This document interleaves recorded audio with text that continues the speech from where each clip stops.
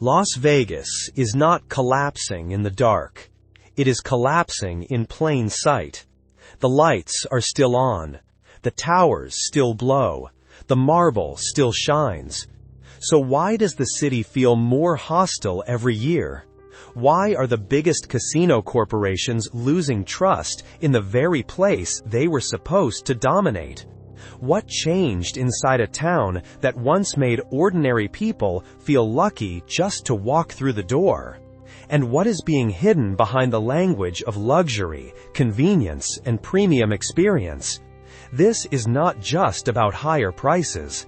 It is about a system that stopped rewarding loyalty and started punishing it. The deeper you look, the harder it becomes to call this decline an accident. In 2026, Las Vegas is lying to you. On the surface, everything still looks intact. The neon still burns across the boulevard. The facades still project glamour. The Strip still performs the same fantasy it has sold for decades. But beneath that polished image, a quieter story is unfolding, a more serious one. Because under the lights, Las Vegas is being pulled apart by a conflict that reveals what this city has become. On one side is the Strip itself. It was once sold as a symbol of American escape, aspiration, and reward. A place where ordinary people could step into something bigger than their daily lives. But now that same corridor is being worn down by corporate arrogance, endless unjustified fees, and a business model that keeps asking for more while giving less. On the other side are the suburban casinos. Quieter properties. No fountains, no Eiffel Towers, no theatrical branding. And yet, those properties are winning. Not because they are more glamorous, not because they are luckier, but because they held on to one thing the Strip gave away: respect for the customer. That is the real divide. Why are billion-dollar corporations losing ground in their own backyard? Why is smart money drifting away from marble lobbies and luxury branding and moving towards simpler, more practical casinos? The answer has nothing to do with chance. It comes down to a deliberate betrayal. To understand why the Strip is failing, you do not start with the neon. You start with the people who no longer feel welcome there. Because this decline did not just happen. It was built, chosen, reinforced through policy, pricing, and attitude. For decades, Las Vegas operated under an unspoken contract, especially with the American middle class that returned year after year. The house always had the edge. Everyone understood that. But in return, the customer was given something that still felt fair. Honest odds. A reasonable game. A sense of dignity. You might lose money, but you were not supposed to feel cheated. That distinction mattered. It was part of the social foundation of Vegas. Today, that foundation is cracking. Not because people suddenly became too poor to visit. Not because Americans lost interest in gambling. The problem is more personal than that. People feel insulted. The Strip did not run out of customers. It pushed them away. Look at blackjack. For years, one of the fairest games on the floor paid 3-2. That allowed a skilled player to keep the house edge under 1%.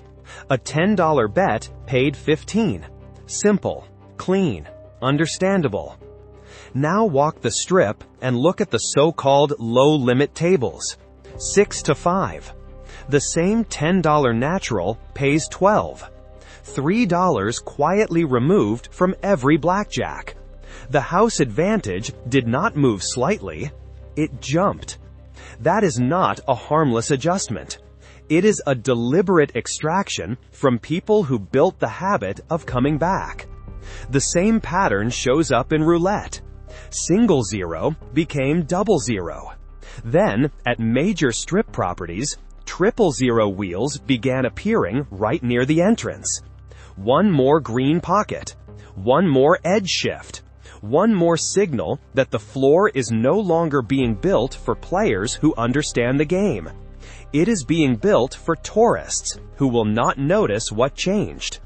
That tiny green circle pushes the house edge close to 8%, worse than many airport slot machines.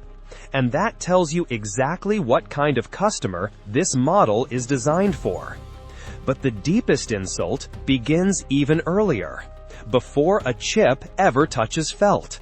Parking fees, resort fees. 20 years ago, the idea of paying to park at a Las Vegas casino would have sounded absurd. Today, locals can be charged $25, $30, even $50 just to enter the property, and then spend even more money inside. Resort fees climb above $50 a night for Wi-Fi and gym access that many guests never asked for in the first place. This is presented as convenience. It is not. It is contempt. It tells longtime visitors, retirees, and repeat customers that their loyalty only matters when it can be maximally monetized. Put all of it together. Worse odds, higher minimums, paid parking, mandatory fees, and the pattern becomes impossible to ignore. The Las Vegas Strip is no longer selling excitement in the old sense. It is selling a financial trap dressed up as luxury. And the people who supported this town for decades are beginning to see it clearly. They did not walk away simply because they lost money. They walked away because they lost respect.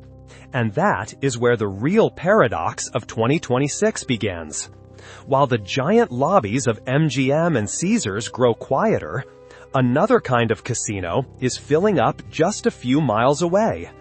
No massive fountains, no replica skylines, no grand architectural spectacle designed to overwhelm the senses, just steady traffic, full parking lots, consistent revenue, the kind of quiet success that usually tells you something more important than a headline ever will.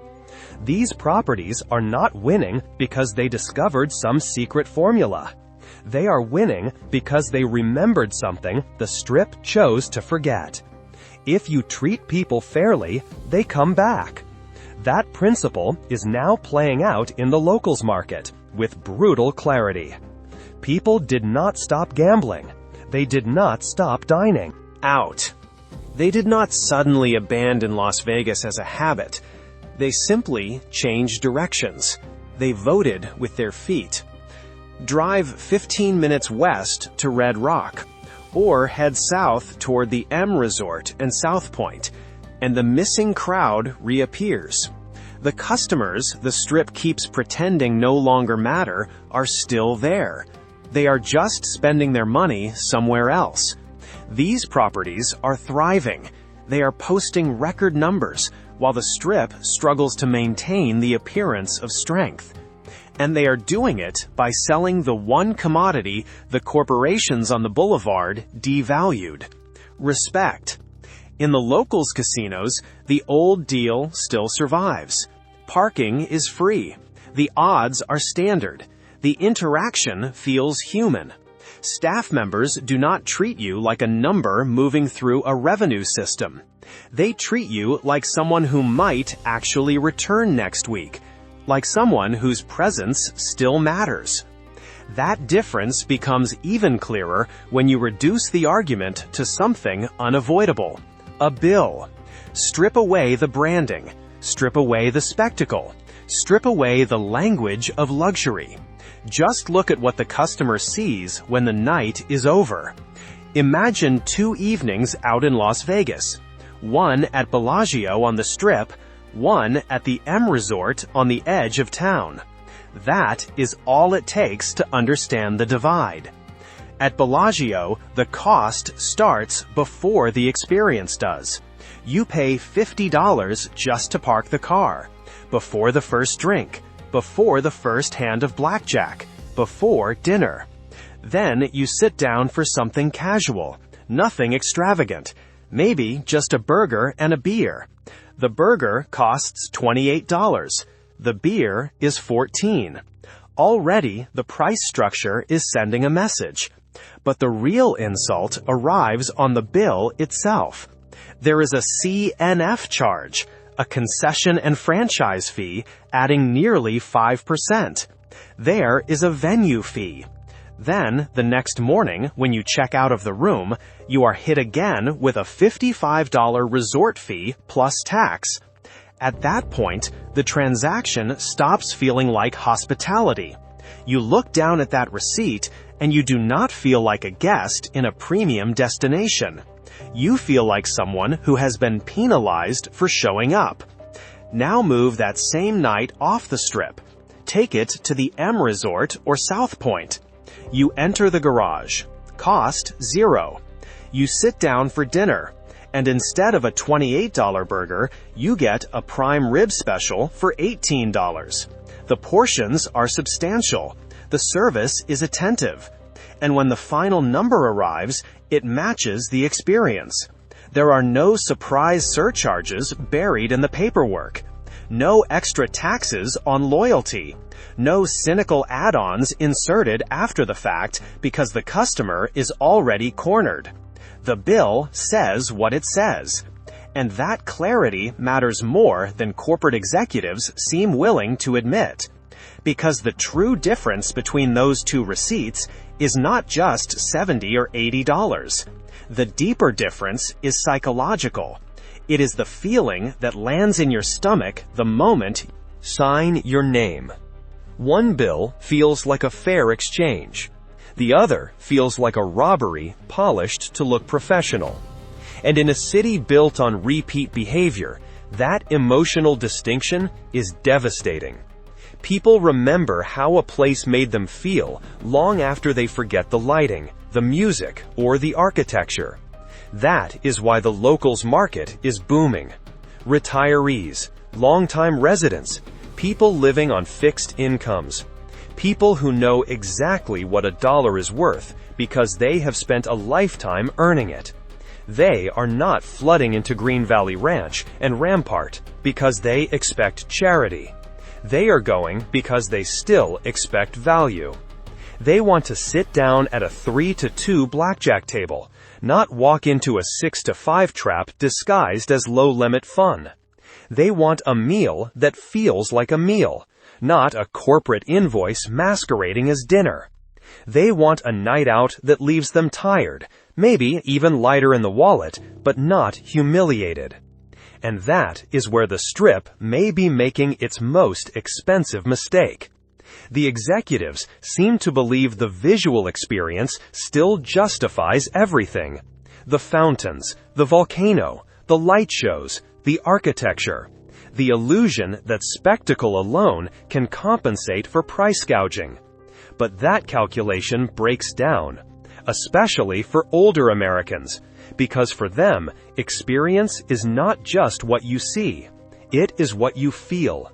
It is the emotional atmosphere of the transaction. It is whether the place welcomes you or merely processes you. Right now, the most welcoming lights in Las Vegas are not rising over the boulevard. They are glowing in the suburbs, above parking lots that are free, full, and honest. And that shift is not cosmetic. It is structural. It tells you that the city's center of trust is moving away from the Strip, one customer at a time. What we are witnessing now is not just a pricing dispute. It is the social stratification of Las Vegas. For half a century, this city functioned as a rare American equalizer. A plumber from Ohio could sit at the same blackjack table as a Hollywood producer. And for that hour, the hierarchy outside no longer mattered. The cards did not care who you were. The drinks were free for both. The respect was mutual. That version of Las Vegas has not vanished by accident. It has been replaced by something colder. Today, the city no longer serves one audience. It serves two. And those two audiences are no longer compatible. On the Strip, the model has shifted toward whale hunting. Corporate operators have decided that the middle-class American retiree, The repeat visitor, the disciplined player who understands the game, is no longer worth the floor space. If you are not betting $5,000 a hand or spending $10,000 in one night on bottle service, you are functionally invisible, not a valued guest, not even a meaningful player, just background noise inside a machine built for extraction. That change reaches deeper than pricing. The floor itself is no longer designed for people who understand odds, rhythm, and habit. It is increasingly designed for tourists who do not. Visitors dazzled by spectacle, indifferent to the math, willing to move through the property like customers inside a luxury theme park. And this is not random drift. It is the direct result of MGMification and Caesarification. When two conglomerates control nearly every major property on the Strip, real competition begins to disappear. And once competition fades, so does the need to earn loyalty. That is why so much of the Strip now feels interchangeable. Walk from Luxor to Excalibur, or from Flamingo to Harrah's. The details may change, but the mindset does not. The carpets shift, the branding shifts, the extraction logic stays the same. You are no longer a guest with an identity. You are a player number, a data point, a profile being optimized for maximum yield. The result is predictable. Players stop feeling valued, and once loyalty dies, tradition dies with it. But drive 20 minutes into the suburbs and a very different model comes back into view. In Summerlin, in Henderson, on the outer edges of town. Casinos still operate around a philosophy the Strip abandoned. Places like Station Casinos, South Point, and M Resort are not built around whales. They are built around players. Walk into one of these casinos on a weekday morning and you find the kind of human continuity the Strip no longer understands. A pit boss greeting a regular by name because he has known him for 10 years, not because a screen prompted the interaction. A waitress who already knows how someone takes their coffee. That is not empty nostalgia. It is a functioning business model. These casinos understand that their customers are not disposable tourists. They are neighbors, retirees on fixed incomes, veterans, teachers, the people who helped build Las Vegas when it still felt like a city for everyone. The Strip now offers a transaction. The locals market offers a connection. And for older Americans, for people who still care about fairness, familiarity, and dignity, that connection has become the real luxury. That is the deeper tragedy of modern Las Vegas. The lights on the Strip have not gone dark, but the warmth underneath them has. The spirit of Vegas did not disappear. It relocated. It moved out to the suburbs, away from the boulevard that once defined it. So who is the Strip really for now? Not gamblers who understand the odds, not families looking for value, not the generation that helped make this city what it was. The buildings are still standing, the crowds are still visible, but spiritually, something fundamental has broken. What once felt like an invitation now feels like a luxury mall wrapped around a casino. Built for whales, built for one-time tourists, built for short-term extraction at the expense of long-term trust. And by making that choice, the Strip created its own quiet rival. It pushed loyal players toward locals casinos that still understand value, fairness, and respect. Once those players leave, many of them do not come back. So the final question is simple. The last time you walked off a Strip casino floor, did you feel like a guest, or did you feel like a target? Because corporations may own the buildings, but they do not own the memories, and they do not control where players decide to go next.